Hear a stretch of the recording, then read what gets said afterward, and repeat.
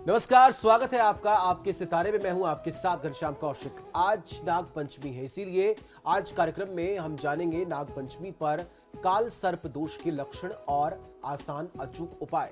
नाग पंचमी पर किस तरह करें नाग देवता को प्रसन्न, और ये सभी जानकारियां देंगे आचार्य जी। साथ ही जानेंगे राशि अनुसार नाग पंचमी पर कैसे करें शिव पूजा। तो देर कैसी, शुरू करते हैं आपके सितारे। क्या आप जानते हैं कैसे करें नाग पंचमी की पूजा, कैसे करें काल सर्प दोष दूर? तो जानिए पंडित वैभवनाथ शर्मा से नाग पंचमी का महत्व। आपके सितारे में आप अपनी हर परेशानी का हल प्राप्त कर सकते हैं और अपने सवाल पूछ सकते हैं। स्टूडियो में साथ देने के लिए मौजूद है विश्व विख्यात ज्योतिषाचार्य और वास्तुशास्त्री पंडित वैभवनाथ शर्मा जी। आचार्य जी, आपका हार्दिक स्वागत है। जी नमस्कार। तो यदि आपके मन में भी कोई सवाल है तो आप भी हमें कॉल कर सकते हैं। हमारे नंबर्स लगातार आपकी टीवी स्क्रीन पर फ्लैश किए जा रहे हैं।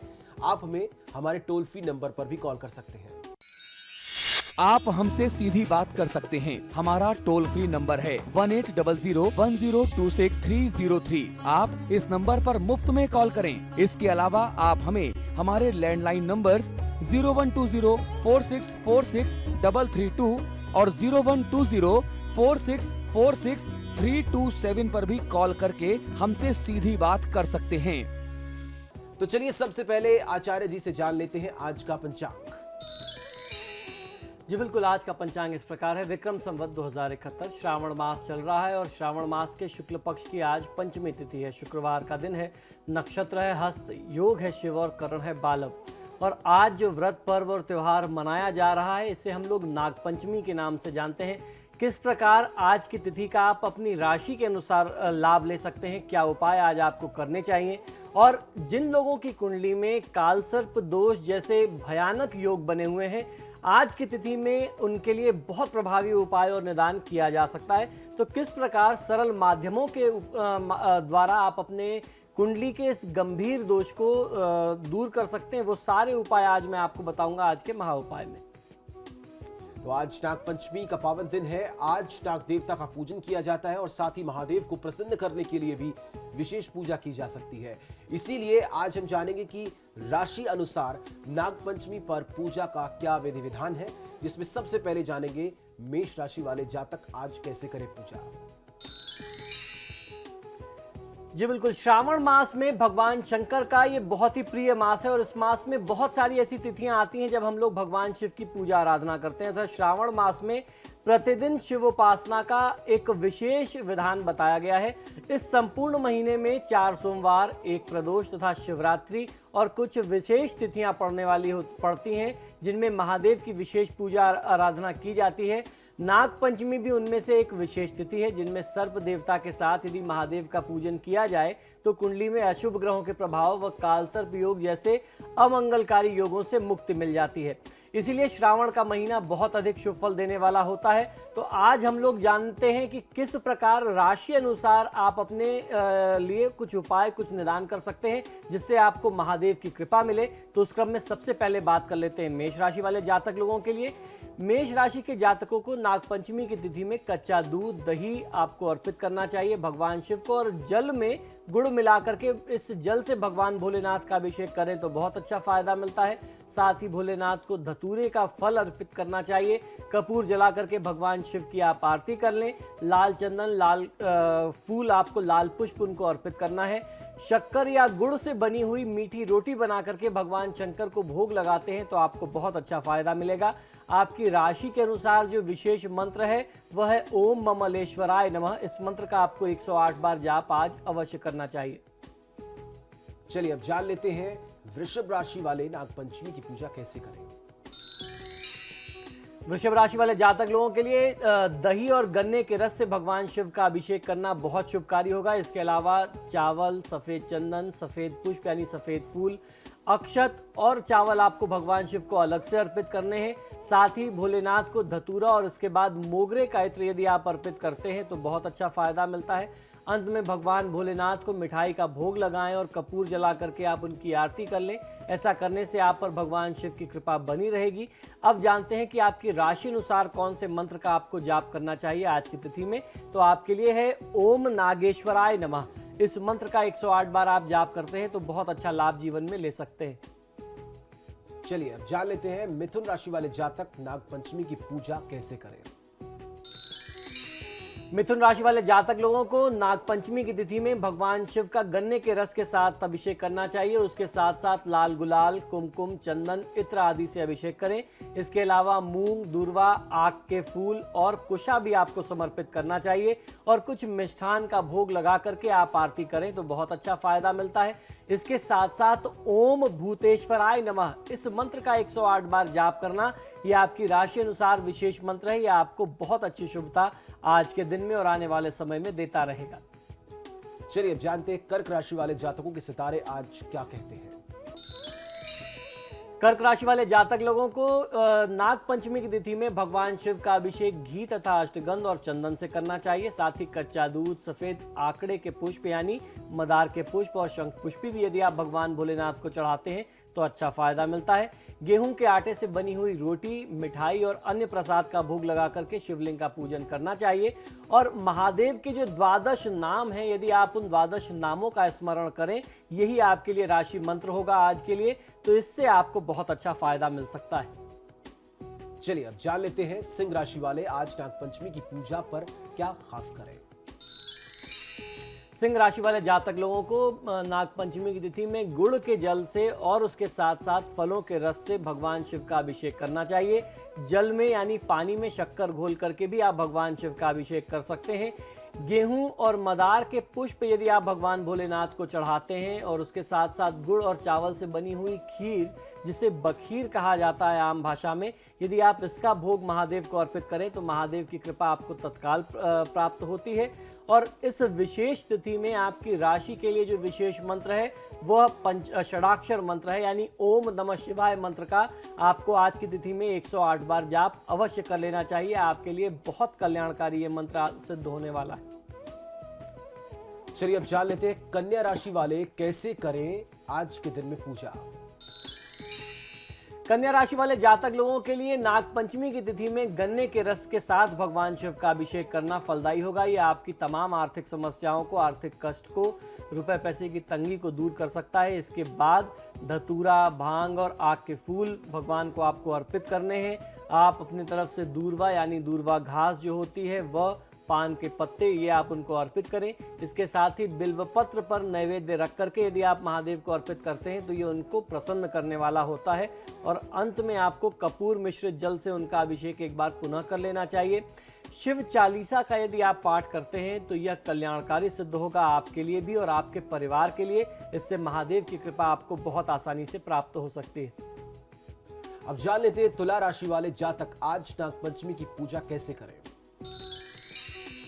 तुला राशि वाले जातक लोगों को नागपंचमी की तिथि में जल में तरह तरह के पुष्प डाल करके इस सुगंधित जल से भगवान शिव का अभिषेक करना चाहिए।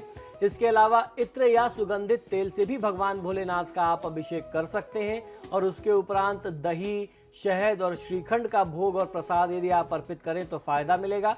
इसके बाद सफेद फूल, बिल्वपत्र, मोगरा, गुलाब, चावल, चंदन आदि भोलेनाथ को आपको अर्पित करना चाहिए। और इस सारी प्रक्रिया के अंत में भगवान भोलेनाथ की आप अपनी तरफ से आरती कर लें। आपके लिए जो राशि अनुसार विशेष साधना का मंत्र है वह शिवाष्टक का पाठ कर लेना, यानी शिवाष्टक का यदि आप पाठ करते हैं, यही आपकी राशि के लिए मूल मंत्र है आज का। शिवाष्टक का पाठ करना आपको बहुत अच्छा फायदा देगा। चलिए अब जान लेते हैं वृश्चिक राशि वाले जातक नागपंचमी की पूजा कैसे करें। वृश्चिक राशि वाले जातक लोगों के लिए नागपंचमी के पर्व पर पंचामृत से भगवान शिव का अभिषेक करना शीघ्र फलदायी माना जाता है। साथ ही लाल पुष्प भी आपको अवश्य ही अर्पित करने चाहिए। महादेव का श्रृंगार आपको भात यानी चावल से करना चाहिए। शिव पूजा में भात पूजन का बहुत विशेष महात्म्य है। खासतौर पर मंगल देव, मंगलनाथ कहा जाता है, जो उज्जैन में है, भगवान शिव का स्वरूप है। और ऐसा मानते हैं जिनकी कुंडली में मंगल का दोष होता है, मंगलनाथ की पूजा करना और खासतौर पर भात पूजन करना वह मंगल के सभी अशुभ योगों को मिटा देता है। तो आप यदि भात पूजन करते हैं तो इससे आपको बहुत अच्छा फायदा मिलता है। ये भात पूजन की प्रक्रिया ये है कि आपको चावल को पहले पका लेना चाहिए। इसके बाद इन चावलों को आपको ठंडा कर लेना चाहिए और उस ठंडे हुए चावल से जब वो एकदम एकदम पूरी तरीके से ठंडा हो जाए तब उस चावल से आपको भगवान शिव का श्रृंगार करना है, उनको और सौंदर्यता बढ़ानी है। सूखे मेवे का आपको भोग अर्पित करना चाहिए। बिल्वपत्र, गुलाब आदि अर्पित करके आप उनकी आरती कर लें अपनी श्रद्धा के अनुसार, तो आपको फायदा मिलेगा। और आपके लिए जो मंत्र मैं बताने जा रहा हूं, इस मंत्र का ध्यान रखिए, ये बहुत अच्छा फायदा दे सकता है। ओम अंगारेश्वराय नमः। ओम अंगारेश्वराय नमः। ओम अंगारकाय कहते हैं, मंगल देवता का ये मंत्र है और ये उसके भी इष्ट हैं। ओम अंगारेश्वराय नमः, ये उनके भी ईश हैं। तो इस मंत्र का जाप करने से आपको हर प्रकार से राहत मिलेगी, लाभ मिलेगा। अब जान लेते हैं धनु राशि वाले जातक नागपंचमी की पूजा में किन किन बातों का ध्यान रखें। धनु राशि वाले जातकों को नागपंचमी के पर्व पर शुद्ध जल, शहद, घी से आपको शिवलिंग का स्नान कराना है। फिर उसके बाद दूध में हल्दी मिला करके भगवान भोलेनाथ का अभिषेक करना आपके लिए बहुत फलदायी माना जाएगा। इसलिए इस राशि वाले जातक लोगों को सावन में हल्दी मिले दूध से ही भगवान शिव का ज्यादा से ज्यादा अभिषेक करना चाहिए। इसके साथ ही भगवान को चने के आटे और मिश्री से मिठाई तैयार करके आपको अपने हाथों से भोग अर्पित करना चाहिए। पीले या गेंदे के पुष्प यदि आप पूजा में अर्पित करते हैं, प्रयोग में लेते हैं, तो आपको फायदा मिलेगा। आपके लिए जो राशि अनुसार मंत्र है वो है ओम रामेश्वराय नमः। इस मंत्र का जाप करना आपको बहुत अच्छी सफलता और जीवन में बहुत अच्छी उत्कृष्टता दे सकता है।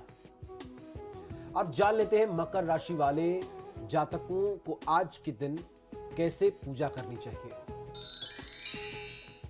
मकर राशि वाले जातक लोगों को नागपंचमी के पर्व पर नारियल के जल से यानी नारियल पानी से भगवान शिव का अभिषेक करना चाहिए। गेहूं से शिवलिंग को ढक करके विधिवत आपको उनका पूजन करना है। साथ ही उड़द की दाल से तैयार मिष्ठान का भोग यदि आप भगवान शिव को अर्पित करते हैं तो फायदा मिलता है। पूजन आरती पूर्ण होने के बाद इस गेहूं का दान जरूरतमंद लोगों को कर दीजिए, यह आपके लिए कल्याणकारी होगा। इस उपाय से आपकी समस्त समस्याएं जो हैं वह समाप्त हो जाएंगी। नीले कमल के पुष्प भगवान शिव को यदि आप अर्पित करते हैं तो और विशेष फायदा लिया जा सकता है। आज के दिन का शिव सहस्त्रनाम का पाठ कर लेना, इसका जाप, इसका उच्चारण करना आपके लिए हर प्रकार से कल्याणकारी होगा। अब जान लेते हैं कुंभ राशि वाले नागपंचमी की पूजा कैसे करें। कुंभ राशि वाले जातक लोगों को नागपंचमी के अवसर पर सफेद और काले तिल को मिलाकर के किसी ऐसे शिवलिंग पर आपको यह तिल अर्पित करना है जो एकदम एकांत में हो, जहां बहुत कम लोग जाते हो या जहां कोई ना पहुंच पाता हो। ऐसे स्थान में कहीं शिवलिंग खोज करके यदि आप पूजा करते हैं तो आपको फायदा मिलेगा। तिल के तेल से भगवान शिव का आप अभिषेक कर सकते हैं। यह शनि से जुड़ी हुई सभी पीड़ा को समाप्त करता है।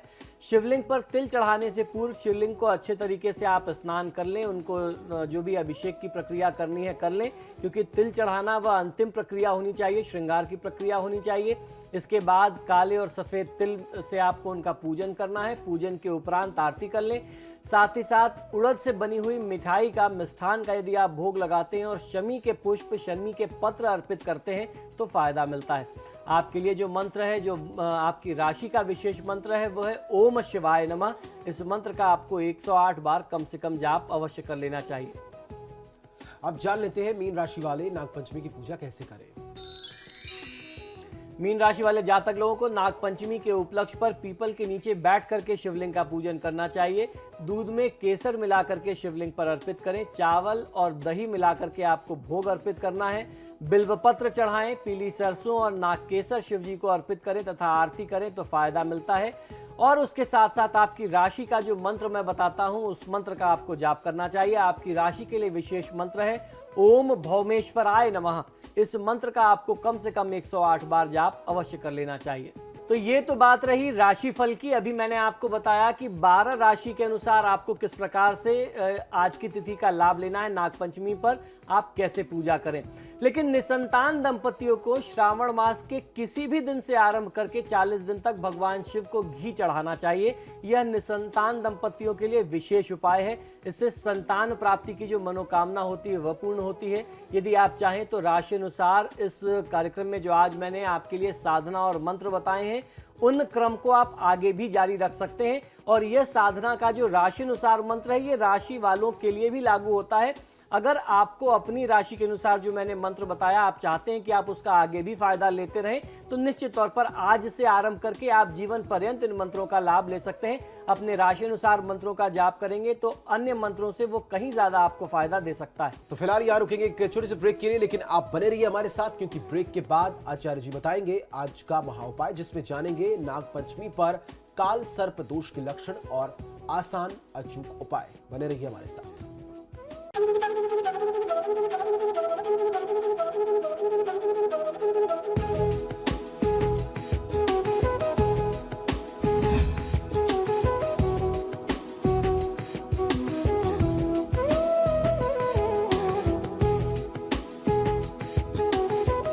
ब्रेक के बाद स्वागत है आपका। चलिए अब जानते हैं क्या है आज का महा उपाय।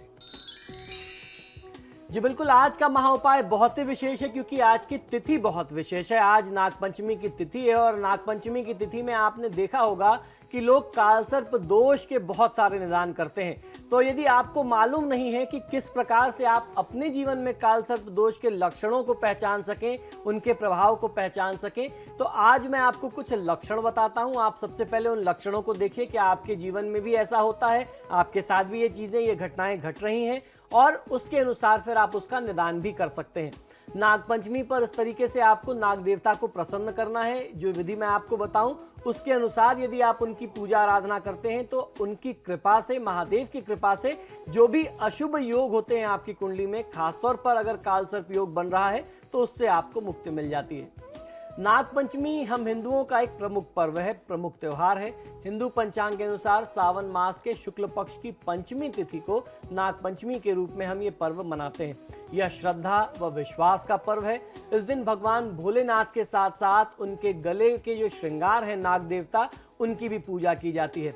अगर इस पर्व को देखा जाए तो ये हमारी सनातन परंपरा का एक बहुत महत्वपूर्ण पर्व इस मायने में भी है क्योंकि ये हमें ये सिखाता है या हम इस पर्व के माध्यम से पूरे विश्व को, पूरे विश्व की सभ्यता को ये एक संदेश देते हैं कि सिर्फ मनुष्य ही नहीं, हमारा जो धर्म, हमारी जो सनातन परंपरा है, यह हर एक प्राणी के साथ इस सृष्टि में तालमेल बैठाना सिखाती है।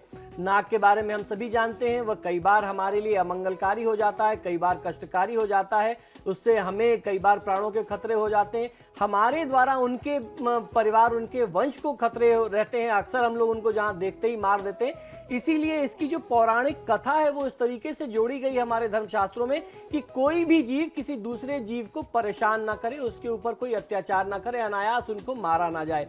तो यह जो है एक दूसरे के सम्मान का पर्व है। आज हम उनका सम्मान करते हैं और एक समय आने पर निश्चित तौर पर जो भी आप पूजा पाठ करते हैं, देवी देवता वो लौट करके हमें वापस हमारे पास जरूर देते हैं उसका लाभ। तो आज इस तरीके से इस पर्व को हमें मनाना चाहिए कि हम हिंसक ना हो, जितनी अहिंसा हम अपने संस्कारों में आत्मसात कर सके उसे हमें अपने जीवन में उतारना चाहिए। उत्तर भारत में नागपंचमी के दिन मनसा देवी की पूजा करने का भी विधान बहुत जगह देखा जाता है। देवी मनसा को नागों की देवी माना गया है, इसीलिए बंगाल में, उड़ीसा में और अन्य क्षेत्रों में, भारत के अन्य राज्यों में भी मनसा देवी के दर्शन और उपासना का कार्य किया जाता है।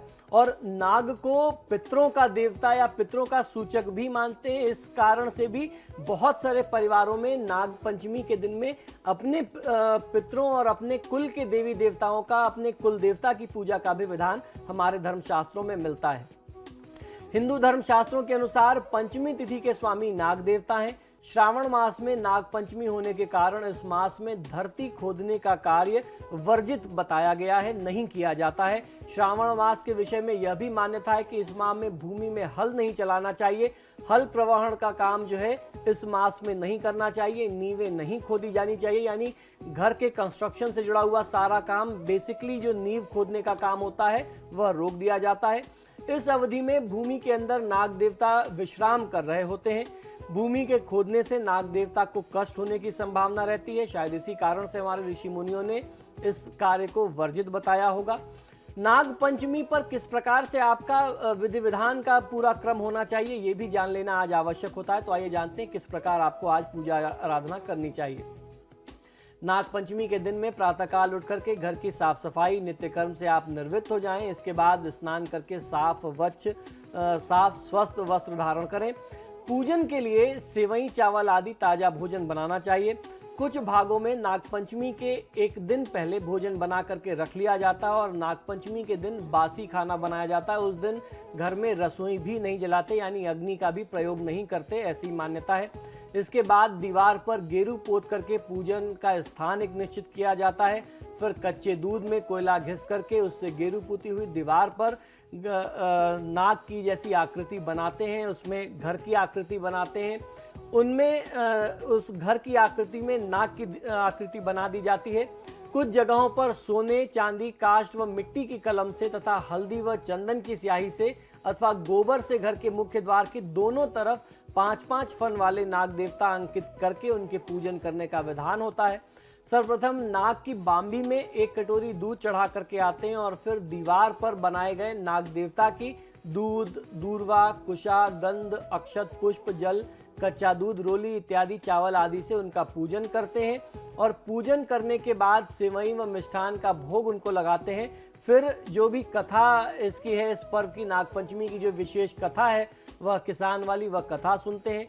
नाग देवता के नाग स्त्रोत या निम्न मंत्रों का जाप किसी भी व्यक्ति को करना चाहिए। जो मंत्र मैं बताता हूँ या नाग स्त्रोत का पाठ कर सकते हैं, इससे आपको फायदा मिलता है। जो मंत्र सबसे ज्यादा प्रचलित है वो है ओम कुरुकुल्य हुम फट स्वाहा। मंत्र पुनः सुन लीजिए, ओम कुरुकुल्य हुम फट स्वाहा। इस मंत्र का जाप करने से नाग देवता की कृपा आपको प्राप्त होती है। इस मंत्र की 3 मालाएं जप करने से नाग देवता प्रसन्न होते हैं। नाग देवता को चंदन की सुगंध विशेष प्रिय होती है, इसलिए पूजा में चंदन का प्रयोग करना चाहिए। इस दिन की गई पूजा में सफेद कमल का प्रयोग भी अवश्य किया जाता है और उपरोक्त मंत्र जो मैंने आपको बताया, इसका जाप करने से काल सर्प योग का भी अशुभ प्रभाव कम होता है, ऐसा मानते हैं। ये नागपंचमी की जो तिथि है काल सर्प दोष के उपाय के लिए बहुत ज्यादा जानी जाती है। इसके लिए आपको क्या करना चाहिए ये मैं आपको बताता हूँ। त्र्यंबकेश्वर इस दोष की मुक्ति का सबसे सर्वोत्तम स्थान माना जाता है, जहां शांति कर्म किया जाता है काल सर्प दोष के लिए। इसके अलावा किसी भी पवित्र नदी के तट पर, जो भी 12 ज्योतिर्लिंग के क्षेत्र हैं या किसी भी तीर्थ में, तीर्थ स्थान में, भगवान शिव के सानिध्य में आप ये प्रयोग कर सकते हैं, ये उपाय कर सकते हैं, या काल सर्प शांति के जो उपाय और प्रयोग हैं वह कर सकते हैं। लेकिन हर व्यक्ति का सामर्थ्य इस कार्य को करने का नहीं हो पाता, क्योंकि इसमें समय भी बहुत ज्यादा लगता है और यह काफी खर्चीला भी होता है। इसलिए लोग त्र्यंबकेश्वर जाकर के जो उसका एक विधि विधान है वो पूरा नहीं कर पाते। तो इस कारण इसके अतिरिक्त कुछ मैं सरल उपाय आपको बताता हूं, जिससे आप अपने जीवन में कष्टों से मुक्ति पा सकते हैं, अपनी समस्याओं में कमी कर सकते हैं, काल सर्प दोष में लाभ पा सकते हैं। तो पहला आपको उपाय ये करना है, राहु तथा केतु के मंत्रों का जाप आप करवा लीजिए। ये बहुत आसानी से हो जाता है। राहु का मंत्र है ओम भ्राम भ्रीम भ्रौ सह राहुवे नमः। इस मंत्र का जाप करा सकते हैं। फिर उसके बाद केतु का मंत्र होता है ओम स्त्रांग श्रींग स्ट्रॉन्ग सह केतवे नमः। राहु केतु काल सर्प योग के लिए प्रमुख कारण माने जाते हैं। ऐसा ज्योतिष का ये नियम है कि राहु और केतु के मध्य में सारे ग्रह आ जाते हैं। जो राहु और केतु उन्हें ग्रसित कर लेते हैं, वो एक ऐसा अशुभ योग बन जाता है, उनके ऊपर ग्रहण योग बन जाता है, जिसे काल सर्प योग के नाम से जानते हैं। तो राहु केतु का निदान कराने से, जाप कराने से वह कष्ट दूर हो जाता है। इसके अलावा सर्प मंत्र या नाग गायत्री, या जिसे सर्प गायत्री मंत्र कहते हैं, उस मंत्र का जाप यदि आप करवा लेते हैं तो भी आपको बहुत अच्छा फायदा मिलता है। तो सबसे पहले सर्प गायत्री मंत्र जान लेते हैं। ओम नाग देवताय नमः। मंत्र पुनः सुन लीजिए, ओम नाग देवताय नमः। इस मंत्र का जाप करना या करवा लेना, ये भी आपको बहुत अच्छा फायदा देता है। सर्प गायत्री मंत्र के बारे में भी चर्चा कर लेते हैं। ये बहुत आवश्यक है। जिस प्रकार सभी देवी देवताओं के गायत्री मंत्र हैं, उसी प्रकार से सर्प देवता के भी अपने गायत्री मंत्र हैं। ओम नवकुलाय विद्महे विषदंताय धीमहि तन्नो सर्पः प्रचोदयात्। ओम नवकुलाय विद्महे विषदंताय धीमहि तन्नो सर्पः प्रचोदयात्। इसका एक दूसरा भी स्वरूप है, वह भी आपने सुना होगा। ओम नवकुल नागाय विद्महे विषदंताय धीमहि तन्नो सर्पः प्रचोदयात्। इन दो में से कोई भी मंत्र का आप जाप स्वयं कर लें या किसी योग्य आचार्य से जाप करा लें, तो आपको काल सर्प योग में बहुत अच्छा फायदा मिलेगा। किसी ऐसे शिवलिंग में या शिव मंदिर में जहां शिव जी पर नाग देवता बैठे हुए हों, ऐसा स्वरूप होना चाहिए। वहां पर आप भगवान शिव की पूजा करते हैं या प्रतिष्ठा करवा करके नाग देवता को चढ़ा करके आते हैं। चांदी का हो, तांबे का हो, जिस भी धातु का आप नाग बनवा लें और उसकी प्रतिष्ठा करा करके शिवलिंग के ऊपर आप नाग चढ़ा करके आए, समर्पित करके आए, तो फायदा मिलता है। श्रीमद् भागवत और हरिवंश पुराण का पाठ आप अपने घर में करवाते रहें। ऐसा कहते हैं कि 9 पाठ करा लेने से हर प्रकार का दोष और कष्ट दूर हो जाता है। दुर्गा पाठ कराना यानी दुर्गा सप्तशती का पाठ कराने से भी कालसर्प योग जैसे दोष दूर होते हैं। भगवान भैरव की उपासना उस व्यक्ति को अवश्य करनी चाहिए जिसकी कुंडली में कालसर्प योग बन रहा हो। इसके अलावा श्री महामृत्युंजय मंत्र का जाप करने से राहु केतु के अशुभ प्रभाव जो है वह समाप्त होते हैं, तो भी आपको काफी राहत और लाभ मिल जाता है। राहु केतु के दुष्प्रभाव को, उनके बुरे असर को समाप्त करने के लिए यह रामबाण उपाय है, यानी पाशुपातास्त्र का प्रयोग करना। अगर आप पाशुपातास्त्र का प्रयोग करते हैं, ये एक प्रकार का एक स्त्रोत है, पाशुपात स्त्रोत का अगर आप पाठ करते हैं तो आपको बहुत अच्छा फायदा मिलता है। इसके साथ साथ राहु केतु के बीच में अगर ग्रह आ जाएं, जिसे हम लोग कालसर्प योग के नाम से चर्चा कर रहे हैं, ये पितृ दोष भी बताते हैं, तो पितृ शांति करा लेने से भी आपको बहुत अच्छा फायदा मिलता है। घर में फिटकरी, समुद्री नमक तथा देसी गाय का गोमूत्र मिलाकर के रोज आपको उस जल से पोछा लगाना चाहिए, इससे आपको बहुत अच्छा फायदा मिल जाता है। गूगल की धूप यदि आप अपने घर में करते हैं तो आपको लाभ मिलता है। नाग पंचमी की तिथि में यदि किसी सपेरे से आप नाग खरीद सकें, उसे कुछ पैसे दे करके आप नाग ले लें और उसे अगर आप जंगल में मुक्त कर दें नाग को, सर्प देवता को, तो निश्चित तौर पर यह बहुत अच्छा लाभ होता है। किसी भी प्राणी को मुक्त करना उसके अपने जीवन में ये निश्चित तौर पर एक बहुत बड़ा काम है, एक बहुत पुनीत कार्य। यदि आप ऐसा कर सकते हैं तो बहुत अच्छा होगा। घर में जो भी घर के बड़े बुजुर्ग हैं उनका चरण स्पर्श करना, उनका आशीर्वाद लेना तथा किसी का दिल ना दुखाना, ये आपके लिए बहुत बड़ी चीज़ होगी। आपको उनका आशीर्वाद देना चाहिए और ऐसा संकल्प लेना चाहिए कि आपके माध्यम से किसी का दिल ना दुखे, किसी का अपमान ना हो, किसी की भावनाएं ना दुखें। अगर आप ऐसा व्यवहार करते हैं तो निश्चित ही ग्रहों की शुभता, ग्रहों का आशीर्वाद भी मिलेगा और जीवन भी आपका सुखी और सुखमय बना रहेगा। तो फिलहाल आपके सितारे में इतना ही। आचार्य जी, आप स्टूडियो में आए, बहुत बहुत शुक्रिया आपका। जी धन्यवाद। तो फिलहाल के लिए इतना ही, लेकिन खबरें समाचार प्लस पर लगातार जारी।